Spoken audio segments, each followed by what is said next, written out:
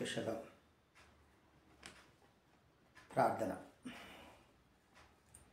భయపడకము, నిన్ను విడిపించుటకు నేను తోడై ఉన్నాను అని చెప్పిన ఎలోహిం మీకు స్తోత్రం.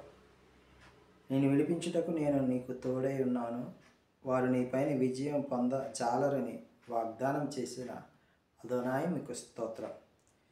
నేను నీ కాయం విరగొట్టి నీ బంధకములను తెంపివేసిందని వాగ్దానం చేసిన యెహోవా మీకు స్తోత్రం. వారి కట్లను తెంపుదునని వాగ్దానం చేసిన యెహోవా మీకు స్తోత్రం. నేను రక్షించుటకై నేను నీకు తోడై ఉన్నానని వాగ్దానం చేసిన అదోనాయి మీకు స్తోత్రం. శాశ్వతమైన ప్రేమతో నేను ప్రేమించుచున్నాను గనుక విడువక నీ ఎడల కృప చూపుచున్నాను అని వాగ్దానం చేసిన అదోనాయి మీకు స్తోత్రం.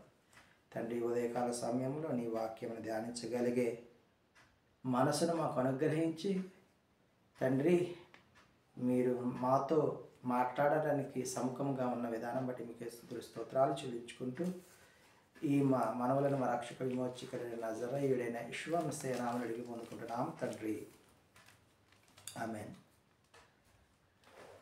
నా తండ్రి నామముననే వచ్చితిని అని చెప్పినా మీరు నన్ను నమ్మరు. మరి ఒకడు తన నామమున వచ్చిన ఆ నామం నమ్మునని యేషువ చెప్పెను. యెహోవా మెస్సీయ నామము అన్ని యుగ యుగములు నిత్య సత్యము. యెహోవా మెస్సీయ నామము అన్ని యుగ యుగములు నిత్య సత్యము. ఈ భువి అందున ఆ పరమందున, ఈ భువి అందున ఆ పరమందున అన్ని నామంబులు మించిన నామము యెహోవా మెస్సీయ నామము అన్ని యుగ యుగములు నిత్య సత్యము. యెహోవా మెస్సీయ నామము అన్ని యుగ యుగములు నిత్య సత్యము. ద్వితీయోపదేశకాండము 30వ అధ్యాయాన్ని మనము ధ్యానించుకుంటున్నాం. మిష్నే హత్తోరాలోని దీవెనయు శాపమును వచ్చిన తర్వాత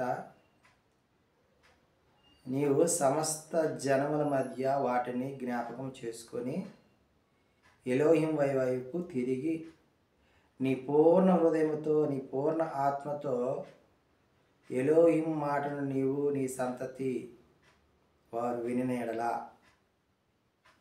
సమస్త జనులు ఏం జ్ఞాపకం చేసుకోమంటున్నాడు? ఆయన ఆజ్ఞలు, ఆయన కట్టడలు, ఆయన నియామక కాలాలు. వాటిని నీ పూర్ణ హృదయంతో నీ పూర్ణ ఆత్మతో వాటిని ఆచరిస్తే చెరలో మిమ్మను రప్పిస్తాను, చెరలోనున్న మిమ్మల్ని రప్పిస్తాను అని మీ మీద కరుణ చూపి మిమ్మల్ని చెదిరిపోయి ఉన్న మిమ్మల్ని సమకూర్చి మీ పితరులకు నేనిచ్చినటువంటి దేశములో మిమ్మల్ని చేర్చుదును అని అంటున్నాడు. నీకు మేలు చేసి విస్తరింపజేసేదను, మిమ్మల్ని విస్తరింపచేస్తాను అని అంటున్నాడు. ఎలోహింకు లోబడునట్లు నీ హృదయమునకు నీ సంతతి వారి హృదయమునకు సున్నతి చేసుకున్న ఎడల. దేనికండి? హృదయమునకు సున్నతి చేసుకున్న ఎడల నిన్ను ద్వేషించు వారి మీదికి, నీ శత్రువుల మీదికి ధర్మశాస్త్రములో రాసి ఉన్న శాపములు వారి మీదికి రప్పించదను అని తెలియజేస్తూ ఉన్నాడు. ఈ ధర్మము గ్రహించుటకు కఠినమైనది కాదు, దూరమైనది కాదు, నీకు సమీపముగా ఉన్నదని ఎలోహిం వారికి జ్ఞాపకం చేస్తూ ఉన్నాడు. నీ హృదయమున నీ నోటనే ఉన్నదని జ్ఞాపకం చేస్తూ ఉన్నాడు. కాబట్టి నేను జీవమును మేలును మరణమును కీడును నీ ఎదుట ఉంచి ఉన్నాను. ఆయన మాట విని నీవు జీవమును మేలును కోరుకొని ఆశీర్వాదం పొందుకుంటావో, వాటిని మరి నీవు కోరుకోకుండా శాపమును కీడును మరణమును కోరుకుంటావో, ఒకవేళ కోరుకున్నట్లయితే మీరందరూ కూడా నశించెదరు అని జ్ఞాపకం చేస్తూ ఉన్నాడు. భూమి ఆకాశములు మీ మీద సాక్షులుగా పిలుచుచున్నాను అంటున్నాడు.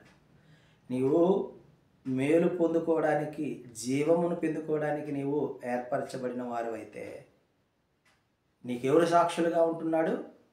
భూమి ఆకాశములు సాక్ష్యములుగా ఉంటున్నాయని జ్ఞాపకం చేస్తున్నాడు.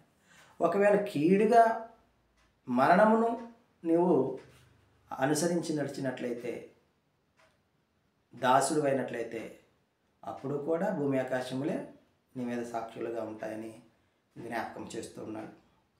ఎలోహిం వారే నీ ప్రాణమునకును దీర్ఘాయుష్నకును మూలమై ఉన్నాడు. ప్రియమైన సహోదరి సహోదరులారా, నీ బలము యవ్వన బలమా, లేకుంటే నీ యొక్క తెలివితేటలతోనూ ఈ అపాయం నుంచి నేను బయటపడ్డానని నువ్వు అనుకుంటే పొరపాటే. నీ ప్రాణము పోకుండా నిన్ను కాపాడేది, నీకు దీర్ఘాయుష్ ఇచ్చేది ఎలోహిం వారే. కాబట్టి ఎలోహిముని ప్రేమించి ఆయన వాక్యమును విని